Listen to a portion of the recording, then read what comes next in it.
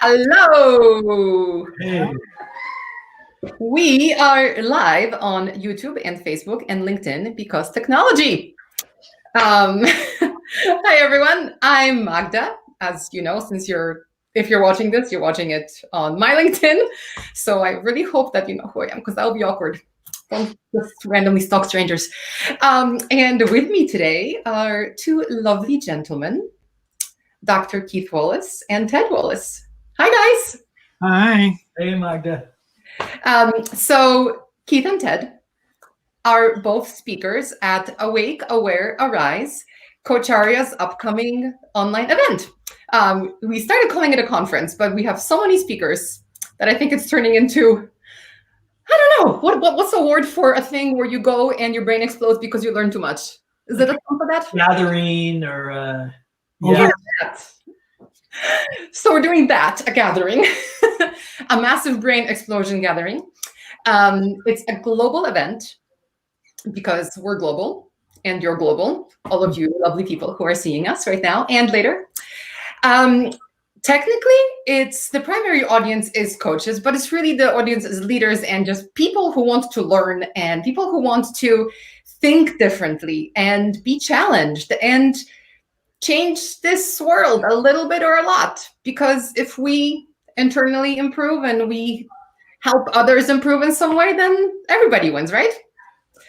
So that's what the event is about, Awake, Aware, Arise. And we start on September 21st, which is Monday, which is why I look slightly hobo-ish, despite my lovely ring light, because the joy of small business is that you are your own IT support. And when your site goes down a week before the event, guess who gets to try to fix it? This guy. So I'll stop talking now. Ted and Keith, I would love for you to introduce yourselves. Tell us who you are, what makes you tick, and what are you going to teach us at Awake or Arise?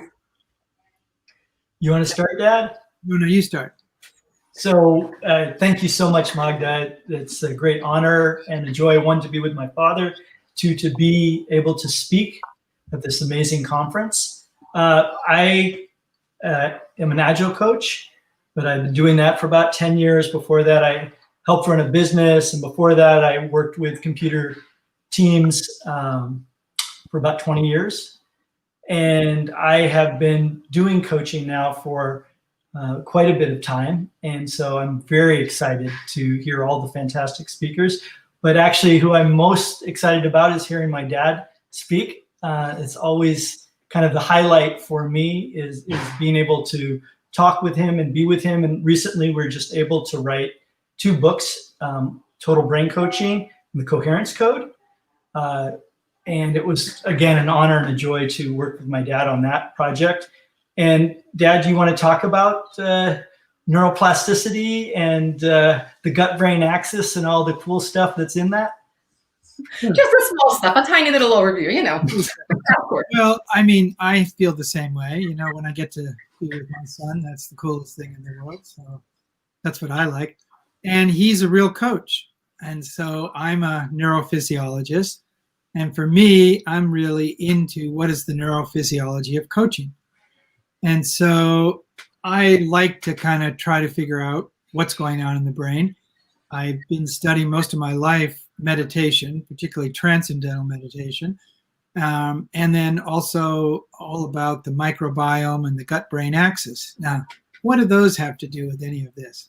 But it turns out that if you're going to coach someone, essentially what you're doing is you're helping them change habits. That's kind of a very blunt way of describing a very elaborate process, but that's what we're trying to do. And essentially what you're doing is you're rewiring somebody's brain. Again, that may sound a little strange, like what are you getting in there and starting moving things around? But that's how habits are. They're like highways in the brain. And we have this ability, neuroplasticity, which enables us to change anytime. Every experience changes in the brain. It's amazing. The whole brain is dynamic, ever flowing. And the brain is connected to the gut, it turns out, in a very elaborate, fantastic way. So what we eat also affects us, how we sleep, whether we meditate or not, what our daily routine is. So all these things affect both the coach and the coachee. I mean, they're integral parts of the process, because if what you're trying to do through asking questions, through empowering people, all these beautiful things that you do, but you're giving that person, or you're helping them, really, you're not giving them anything, you're helping them have a new experience. And that new experience, for it to be real, has to be rewired in the brain. Now, Ted, you go ahead. I'm talking too much here. Oh, it's beautiful. And that knowledge, I was working on agile transformations, trying to help people and teams and organizations change their habits. And it's really hard, it turns out. And so I turned to my dad. I had a little bit of background in neuroscience, but he has a very deep background in neuroscience.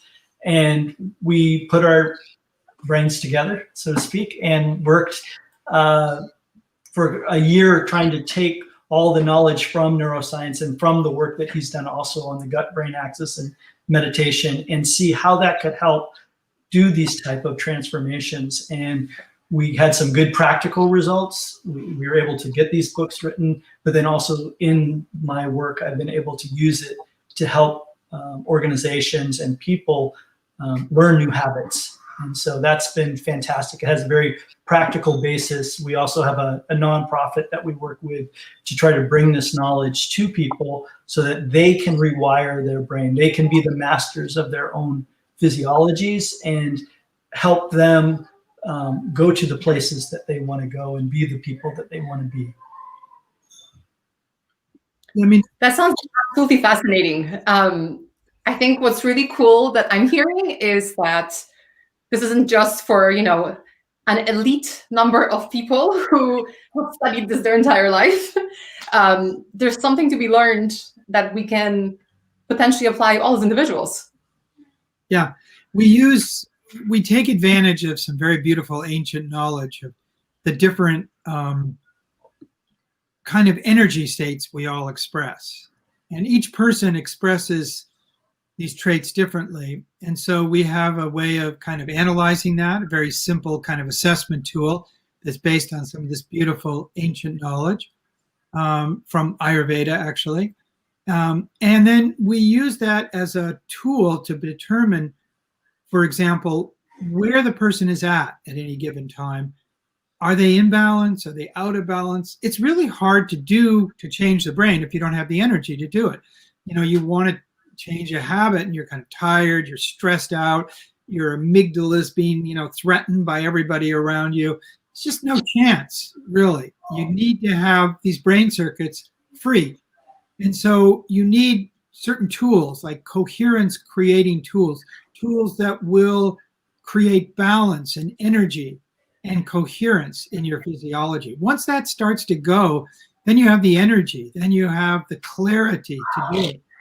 And then changing habits takes time. There's no doubt about it. You're creating a new highway in the brain. I mean, it's physical. So there's something, you can't just imagine it's going to happen overnight. If it does, then it disappears the next day.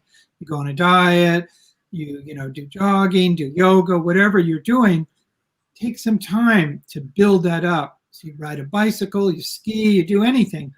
Those circuits are physical and they take energy, they take time. So you have to be in a good state, and then you have to have the right procedure to learn these new habits.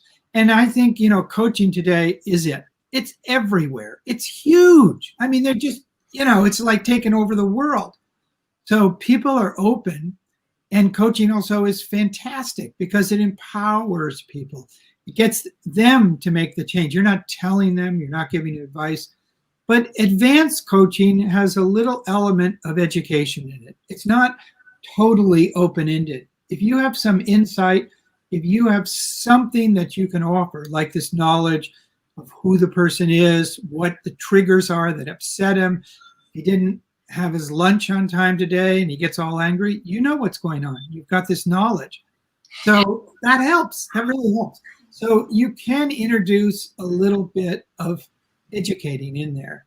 And that's what total brain coaching does. It works on empowering, it works on very open-ended questions, but it also has this incredibly beautiful knowledge that goes with it that really helps a person change their habits, rewire their brain, and then maintain it. It's not obvious, those things maintain, everybody makes resolutions January 1st and they all disappear, So you got to have a technique, and we have some amazing techniques that really create coherence and energy in the individual, which is what you need. That's awesome. And you know what? I have this friend. Her name is Kate. Kate, if you're watching this, I remember. She never does New Year's resolutions because exactly what you just said. You're going to, if nothing changes, nothing's going to change. She calls them statements of intent. Because at least that way, if she fails, she didn't resolve to do it. But yeah, we all need those. And what you were saying isn't funny, but it's funny to me because I'm just thinking, okay, starting a diet. Yep, I need some time to actually start exercising more, but there's just so much happening. I'm not making the time. So guilty. Yeah, so it'll be interesting for me personally to learn from you guys, and hopefully someone's gonna smack me on the head and say, hey, Magda, take 3 days off, reset. Yeah, that's what you need to do. You need to reset, reboot. I mean, that's the problem. You get into these vicious cycles and it's very hard. So you got to have a technique to reboot and restart the system. The gut especially. The gut gets completely messed up, and we don't think of that. Oh, I can eat anything. I can have pizza. I can have ice cream anytime. But that doesn't always work, and you don't realize the impact it has on your thinking. So both the brain and the gut, the whole physiology have to be reset. And you've got to know what triggers. What is it that messes you up? And when you have that knowledge, that insight, that's very powerful. Then you're taking responsibility because if I miss my lunch today, I get irritable. It's not a good thing. And those little things really help. And then you can start to refine it and build these habits, and then build one habit on top of the other. And in a sense, that is what coaching is about. It's about getting people to discover who they are and then helping them make the change they want to make. I love it. One last little anecdote. You guys know me, my anecdotes. So before Coach Arya, I used to work with this company in Australia, and hunger is real. Hunger is definitely real. Absolutely. I've inflicted mine upon people my entire life, but also shiny object syndrome and googly eyes for food is also real. So what used to happen is whenever I would come to work and somebody needed something, or they had bad news, they knew that there should be a pastry on my desk waiting for me. So as I'm walking in, I'm like, oh, look, it's a cake. And meantime, they're talking like, yeah. It's sort of like those ads on television where they advertise some drug and they have to list the side effects, but then they show all these happy families doing things. Exactly. Yep. It could damage your brain. It could do this. Everybody's so happy. Right. Yep. Cake here, puppy here, and it's done. Bad news here. Yeah. Well, the hangry thing is interesting because it's been known for thousands of years in this Ayurvedic tradition. And if you're this particular type, and we know you're that type, Magda, fire, lots of fire. That's great. Your energy, you're a leader. You got all the great qualities of this thing. You're fantastic. So it's just how do you keep that fire under control, and not eating on time can do it. That hangry is a real physiological. It's almost like an epigenetic thing. It's like the food triggers something in the gut triggers something in the amygdala, and boom, what can you do? That's who you are. You can't, but you can change it. You can change it. All you have to do is create the habit of making sure it's better if you have your main meal at lunch, making sure that's your main. You do that every day, and then that hangry thing goes away. Yeah. And when you're in balance, that's when you can grow and learn the most. So two people may go through the same experience, but if one's in balance, they may learn quite a bit more from that experience, because the brain has the ability to rewire itself at a much higher level because the physiology is imbalanced. So that's part of that principle. So what I'm hearing is, in order for Magda to be more bearable and more functional, I need to eat less cake, which I don't know how I feel about this right now. No, I don't. Wrong. You got it wrong. No, you're probably doing the right thing, eating that cake, because you need, that is hunger right there. And you don't want it to manifest as anger. So eating is good. And eating on time is really good. You just have to have a schedule. Take on time. I like that better. That's the key. That was the key. And you're the kind of person that could make a schedule and stick to it easy. Yeah. It's literally taken 3 weeks to answer an email from you. Do you really think I can stick to a schedule of eating cake on time? I think there's B-type. I think it's BP type, Dad. Yeah. You guys, I think we can do a whole case study on how to I think it's going to take much more than this session / your session next week. So yeah, we'd have to do a test on you, because you might also have this other quality, which is I'll break all your theories. No. We just need to do that. We need to do the science. We need to do the science. So let's say you're Pitta, which is this fire, and so Pittas like schedules, but maybe you have some what's called Vata in it, V energy. If you have this V energy, it means you're incredibly creative. You're always thinking of new marketing ideas. You are on top of everything. But that means you don't like schedules because you're creative. Well, I don't want to do the same thing all the time. I want to do it a little bit different. And yet that's kind of what you need. Okay. So you know what? We're going to test it out. So everyone, you're going to come see Ted and Keith next week. I believe it's on Thursday, right? Thursday afternoon. I'm going to put the link in the notes of this video wherever you are watching it. And if you're listening to it on the podcast, I will stick it in the episode notes. God, my hair is really terrible today. You know what? I think this was better for everybody. So I will see all of you there next week looking much more professional. And we're all going to learn about changing our brains and our guts, and how Magda will either prove thousands of years of science correct, or Keith and Ted will learn a new lesson. I think that could be the whole show. We could be the whole show, yeah. We need a subject, You know where to find me. It'll be fun. It'll be fun. That's the main thing. All right, everyone, thank you so much for watching and putting up with this thing. Thanks, guys. Always a pleasure. Thanks.